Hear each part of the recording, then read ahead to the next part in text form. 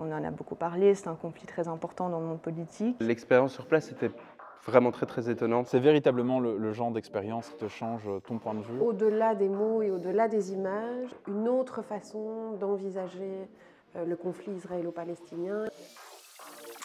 Il s'agit d'un projet qui vise essentiellement un public d'adultes qui interagissent dans le monde de la jeunesse et de l'éducation. Donc essentiellement des enseignants, mais pas que, aussi des travailleurs sociaux, des personnes qui sont, alors dans une moindre mesure, issues du monde médiatique et politique. Ce projet vise à outiller adéquatement ces individus afin qu'ils puissent traiter de la question du conflit au Proche-Orient dans toute sa complexité. C'est le fait qu'on allait pouvoir approcher le conflit à travers des narratifs différents sur le terrain et donc de cette manière-là, d'aborder le conflit d'une toute autre manière et de pouvoir enrichir ma pratique professionnelle. Alors l'idée, c'est que quand ils reviennent, ils sont mieux outillés et donc ils peuvent impacter à leur tour les jeunes qui leur sont confiés, d'où le nom du projet. Moi, je travaille dans le cinéma et j'ai eu l'occasion de découvrir le cinéma israélien à travers un focus sur la ville de Tel Aviv. Par contre, j'avais très peu de connaissances sur la réalité des Palestiniens en Cisjordanie et c'était intéressant à ce niveau-là de pouvoir participer à Impact 1. Au-delà du fait que les participants ont accès à un large éventail de modules de formation traitant des aspects historiques, géographiques, mais aussi politiques, tu as toute une série de rencontres incroyables avec des experts de la question, avec des membres issus de la société civile israélienne et palestinienne qui œuvrent pour la paix.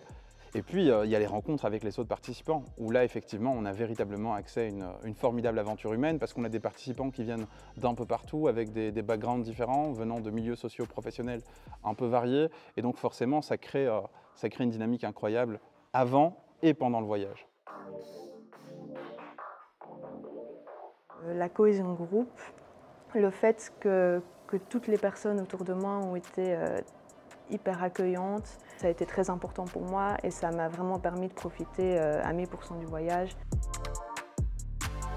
Le but, c'est vraiment d'outiller les participants avant de se rendre sur place et donc forcément, ça passe par tout un dispositif de formation en amont avec au minimum une rencontre par mois. Alors étant donné les circonstances sanitaires actuelles, ça se fera forcément en hybridation, un peu de présentiel, un peu de distanciel. Le but, c'est de toucher un peu aux aspects historiques, géographiques, politiques, les questions liées aussi aux stéréotypes qui sont fondamentales avant de se rendre sur place. De retour du voyage, il y a plusieurs choses qui ont changé au niveau de ma perception et au niveau de ma posture d'existence. On peut être très engagé, même si on a accès absolument à toute la nuance de ces différents narratifs qui existent au niveau d'un même sujet. Et donc du coup, d'être acteur au sein de la société pour toujours être dans quelque chose de positif et d'ouvert dans le monde dans lequel on vit. Et donc il y a aussi également un week-end de cohésion parce que c'est très important que le groupe soit soudé avant de partir sur place. Et puis il y a le voyage qui dure une dizaine de jours et qui est véritablement une expérience unique. En revenant, ça m'a donné encore plus envie de découvrir l'art et la culture palestinienne et on a décidé de s'associer avec Beaux-Arts et la chaire Mahmoud Darwish pour lancer Palestine with Love. Ça c'est une réalité mais aussi on fait beaucoup de choses avec les jeunes en fait. Les projections qui sont liées à soit Israël-Palestine pour mieux comprendre, soit Impact ou aussi ce qu'on fait avec Simone sur Action Syrie se passe majoritairement en cinéma-galerie. Complètement, vraiment à 100%.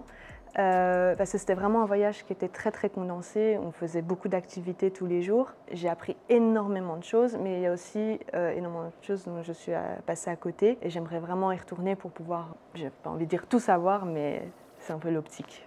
Que je reparticiperai à Impact, certainement, parce que les intervenants ne sont pas les mêmes, parce que au fur et à mesure, j'entends chaque année, je suis ce qui se passe dans Impact, je vois la richesse des nouveaux intervenants, que ce soit en Israël ou en Palestine.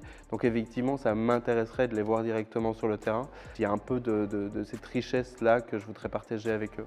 Après ce voyage-là, il y a la nécessité de partir voyager avec la même proposition, c'est-à-dire une proposition de compréhension. Je me demande s'il serait même possible de voyager, que ce soit là ou dans n'importe quel autre pays étranger, avec un autre postulat.